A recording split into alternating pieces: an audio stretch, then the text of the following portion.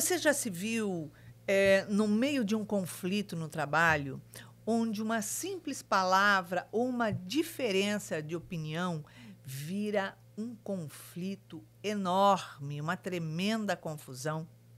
Como superar isso e transformar o ambiente de trabalho num espaço de colaboração, crescimento e prazer? Bem-vindos ao podcast de hoje, Superando os Desafios Afetivos. Vamos falar de relações no trabalho, de desafios e superação. Eu sou Iraci Campos e estou recebendo hoje, em nosso podcast, o empresário Clóvis Noronha. Seja bem-vindo ao nosso podcast de hoje, Clóvis. É um prazer estar aqui de novo para discutirmos esse assunto tão importante para as nossas vidas. Você, como um grande empresário, com centenas de funcionários, dentro de uma área administrativa, onde trabalham lá dezenas de pessoas e depois mais centenas de trabalhadores em campos de obra, essas coisas.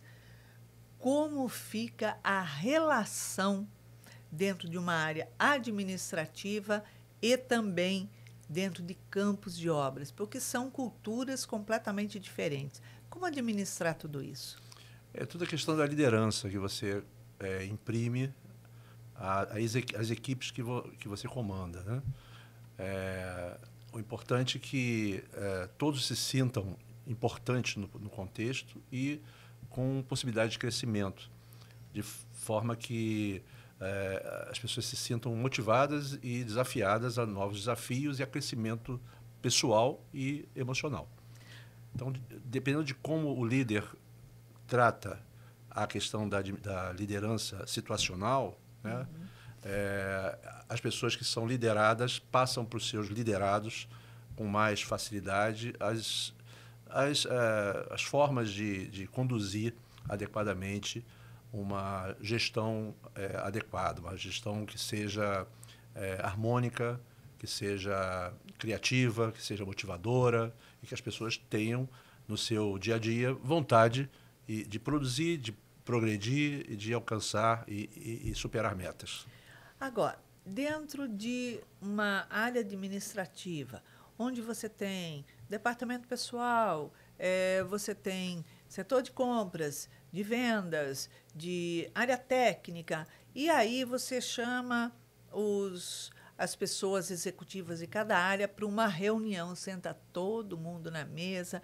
Que delícia! Você reúne lá 10, 15 pessoas e, de repente, ali um atrito, porque eu não concordo com o que você falou, eu acho que tem que seguir essa diretriz e ali começa a esquentar, porque começam a falar mais calorosamente.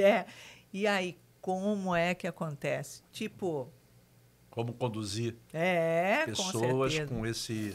Isso tem um lado positivo, que se as pessoas estão colocando suas ideias e contrapondo outras, muitas vezes criam situações que são positivas, porque na discussão e nas diferenças você consegue justamente o que é importante numa reunião, é trazer informações, conhecimentos e posições antagônicas que servem para o objetivo final, que é dar o melhor resultado possível.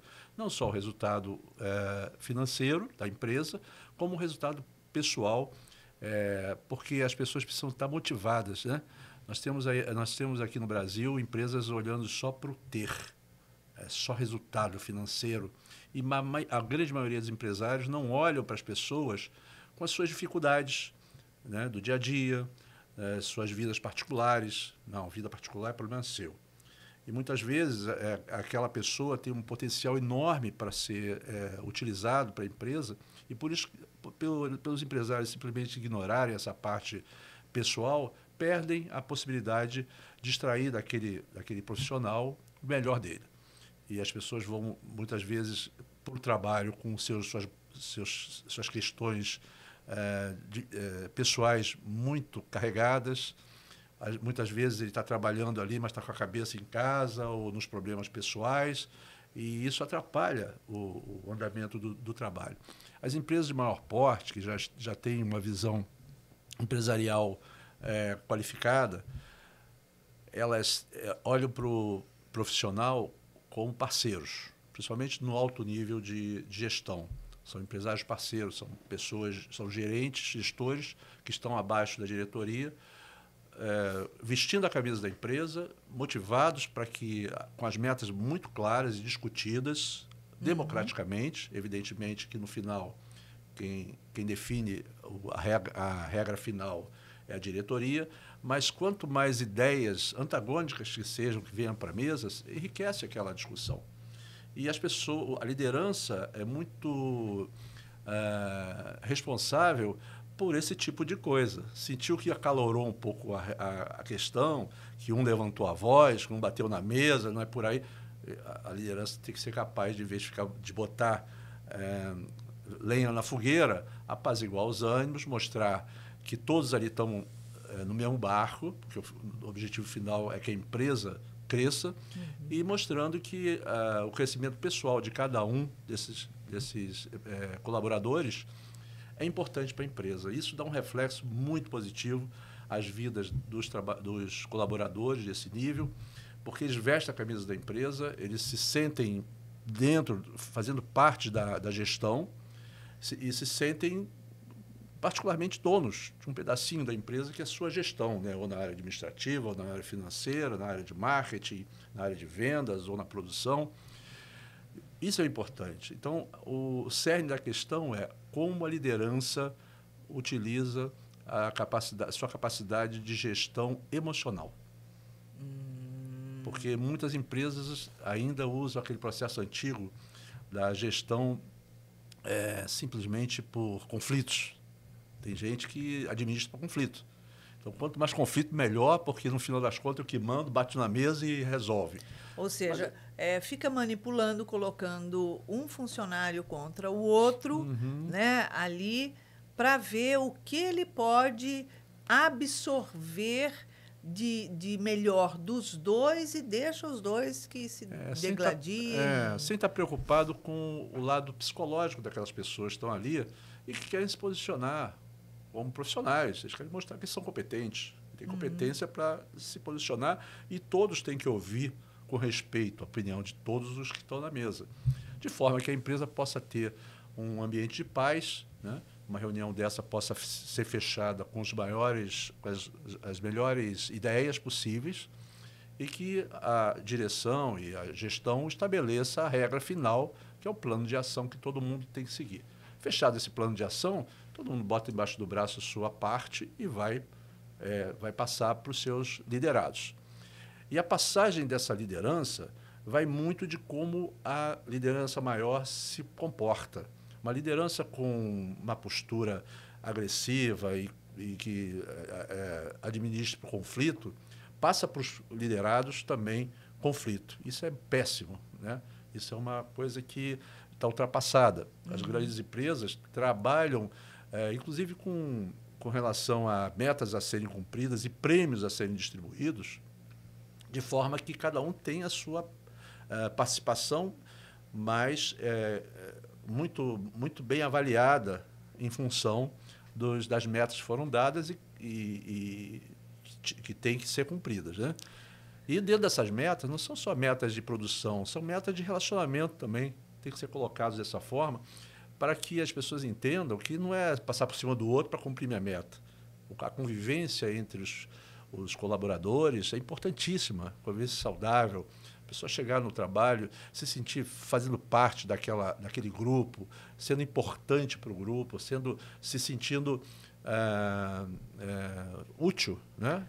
Agora, numa situação, por exemplo, onde se depara ali com duas pessoas batendo de frente, se agredindo por causa das suas diferenças, por terem opiniões diferentes, perspectivas diferentes, como ajustar esse conflito e essas diferenças?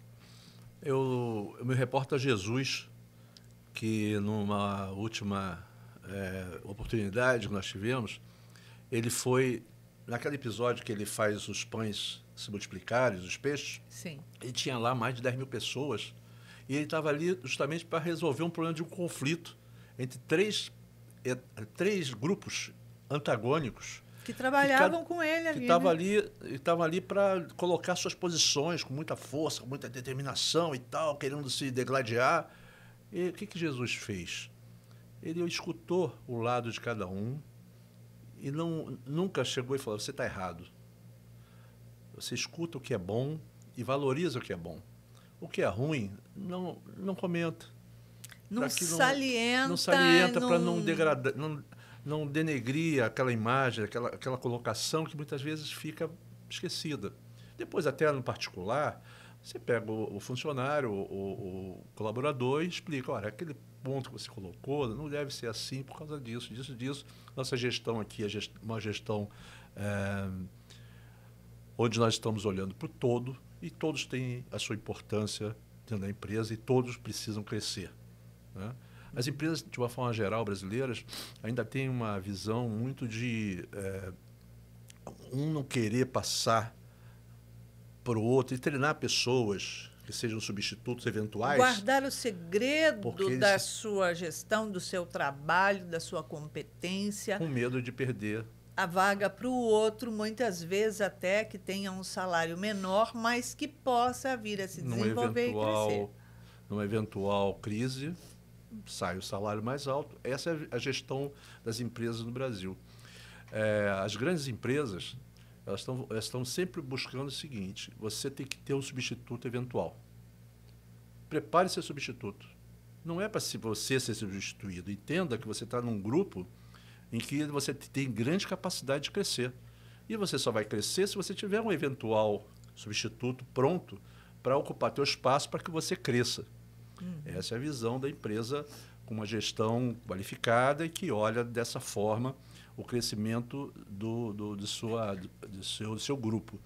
Mas no Brasil ainda tem muito isso, né? A gente vê nas empresas, de uma forma geral, as brigas internas, aquelas coisas que até a própria gestão provoca e que quer estimular para que numa hora como uma crise maior possa puxar o tapete do outro. É uma gestão ainda muito equivocada dos empresários brasileiros. Agora, buscar sempre que o grupo da empresa, né, de cada setor, tenha uma interação de respeito entre eles, de respeitar o limite, não invadir o limite do outro, tal, mas ter um conceito de família no trabalho.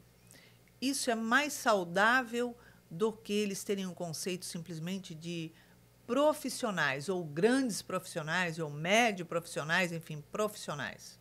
As empresas que mais conseguem conduzir seus colaboradores de uma forma produtiva e satisfatória é a empresa que está conduzindo de uma forma harmônica e familiar. Porque as pessoas passam, muitas vezes, mais de 10 horas por dia dentro de uma empresa. Isso é verdade. Então, a maioria do teu tempo está ali dentro.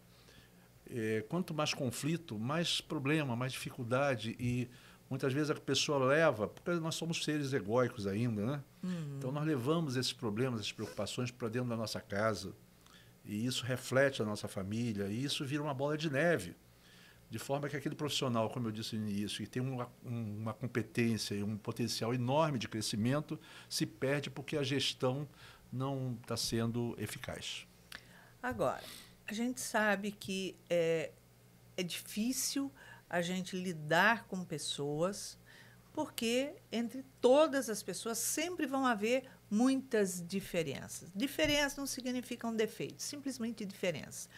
Porém, as pessoas que eu estou lidando dentro da minha vida profissional, do meu trabalho, não foram pessoas que eu escolhi. Foram escolhidas por alguém, por competência, seja lá o que for. É difícil, porque cada um traz os seus costumes, os seus pensamentos, os seus ideais, como também os seus vícios. Seria, eu acho que, importante ali eles terem um treinamento especial para isso, para desenvolver a convivência de forma harmônica, de conseguir enxergar aquilo como uma segunda família sua, onde você vai buscar, dentro desses relacionamentos, o menos conflito possível. Ou o que acontece são muito mais conflitos do que dessa forma?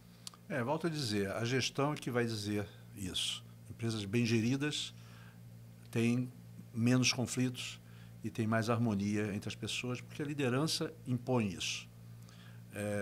Já tive oportunidades, algumas experiências em que, numa gestão talvez um pouco incisiva, a direção da empresa chamou e falou assim: olha, nós entendemos que você está agindo, tentando fazer o melhor para a empresa, impondo a sua equipe que cumpra as etapas e os cronogramas, mas a tua forma de gerir não está equivocada. Porque nós não estamos buscando somente os resultados operacionais, nós estamos buscando os resultados humanos.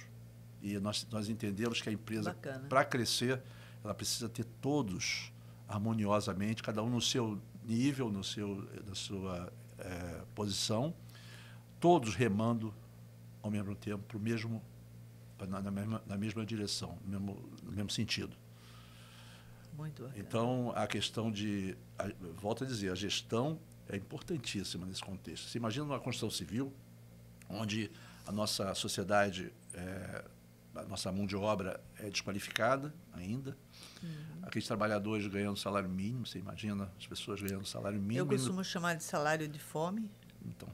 Então o Brasil precisa mudar essa forma de agir. Os empresários precisam se conscientizar de que precisam diminuir um pouco seus lucros, né, para olhar para o lado da classe menos privilegiada e melhorar um pouco mais as suas possibilidades de ganho, porque é humanamente impossível um profissional que ganha R$2.000 por mês, né, trabalhar o dia inteiro carregando cimento nas costas, fazendo os esforços que eles fazem, muitas vezes viajando 2, 3 horas de casa ao trabalho, acordando 3, 4 horas da manhã, e vice-versa, quando retornam, ele está motivado e produtivo. Isso é um antagonismo que na construção civil é muito difícil de administrar. Então, você precisa criar alguns instrumentos de motivação, de integração das pessoas, de lideranças situacionais com os encarregados, com as pessoas que estão mais ligadas a essas pessoas, de forma que eles motivem esses grupos a produzirem.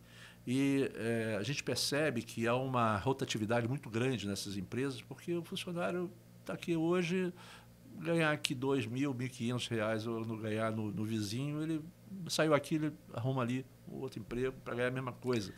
E quando a empresa tem uma forma de agir, de pensar diferente, o profissional não quer sair de lá.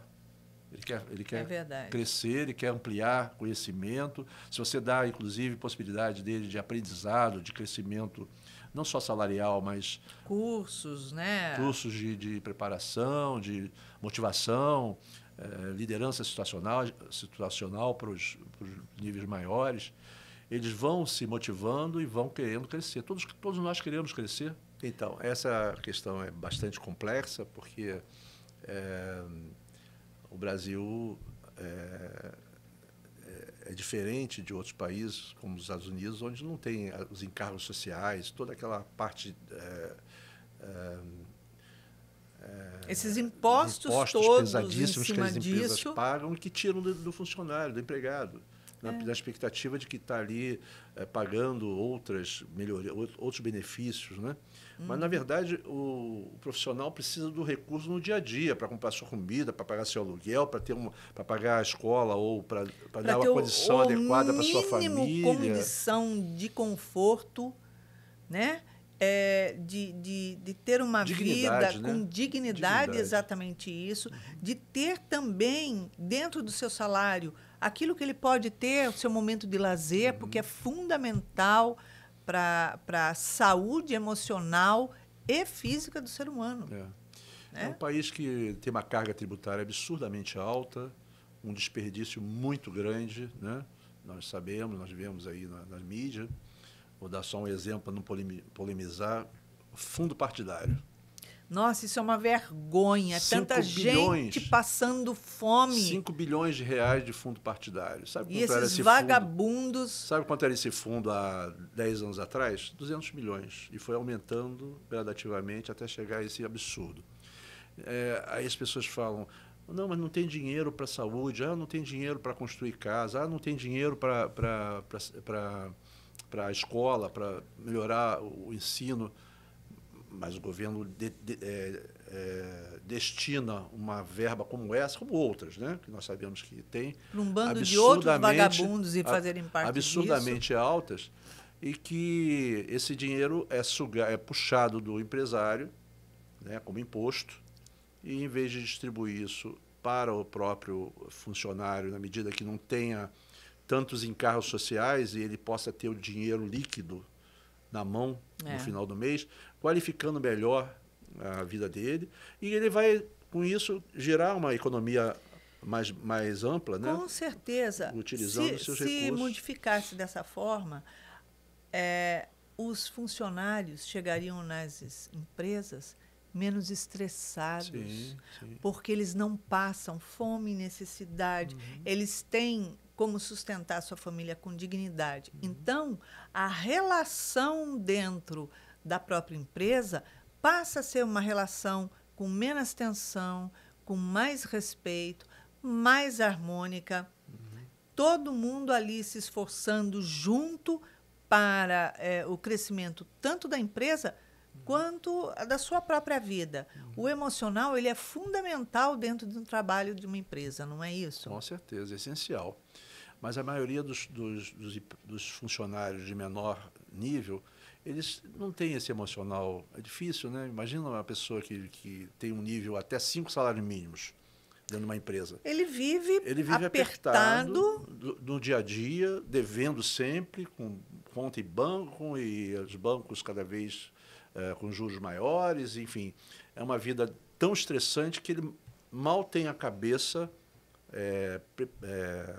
em paz para se concentrar no seu trabalho.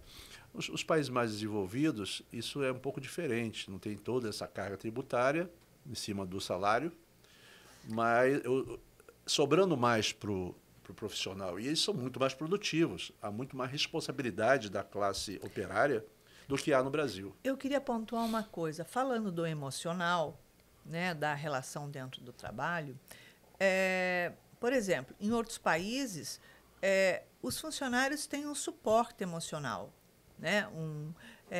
Terapias em grupo, quer dizer, várias coisas para dar esse suporte. Ou seja, trazer isso para a nossa empresa torna o relacionamento dentro da empresa mais saudável, é isso? É verdade.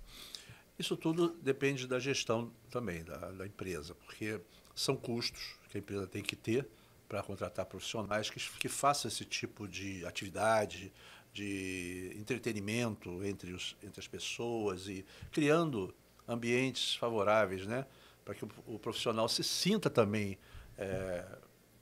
valorizado e que ele volte para casa sabendo que está levando o pão que ele suou. Então, existem muitas formas de buscar trazer harmonia dentro da vida profissional e interação entre eles, através até de grupos terapêuticos, não é? Seria isso? Acho que o treinamento adequado, em todos os sentidos, não só o treinamento profissional, como o treinamento existencial, né?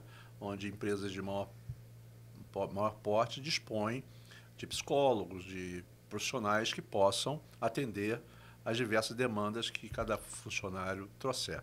Mas são poucas que fazem isso. Eu gostei daquilo que você falou, que quando há o conflito entre duas pessoas ali, você ouve os dois lados, procura trazer o melhor de cada um para que acalme, abafe os ânimos, para que haja uma reintegração na harmonia. O bom gestor sabe conduzir uma conversa e falar, você tem razão nesse ponto, nossa, você valorizou. Aquele ponto que ele não concorda, ele deixa de lado, sem criticar. O outro também, no final, todo mundo opinou, todo mundo contribuiu e sai todo mundo feliz. Perfeitamente. Passa muito rápido. Estamos em cima do laço. Clóvis, obrigada pela sua presença aqui com a gente, tá? Prazer foi meu. E lógico, para que a gente tenha uma semana de muita paz, a gente precisa avaliar a nossa relação no trabalho e buscar, dentro de um entendimento, dentro de respeitar os limites, as suas emoções, compreender, fazer um mergulho de autoconhecimento para compreender o que aciona dentro da sua emoção a irritabilidade e buscar esse controle, porque o trabalho precisa ser saudável e prazeroso sempre. E aqui deixamos um beijinho super carinhoso para que nós possamos ter uma semana iluminada. Muita paz e até o nosso próximo podcast Superando os Desafios Afetivos.